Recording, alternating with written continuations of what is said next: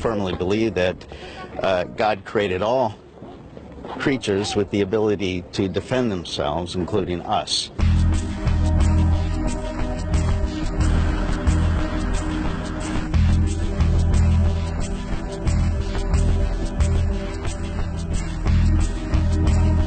To be a righteous person is not just in word only. In other words, I'm not just going to speak the truth, but I should also be able to protect my family and my community. And I don't think there's anything wrong with an AR-15 being used for that.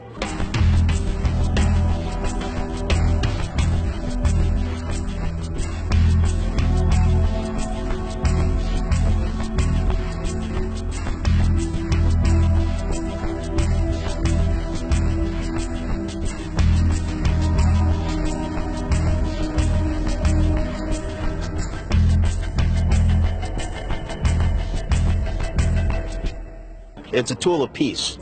It's nothing more than a tool. In the hands of a soldier, it's not a tool of war, but a tool of peace. In the hands of a police officer, it's not a tool of war, but a tool of peace. And in the hands of the average citizen, it's not a tool of war, but a tool of peace.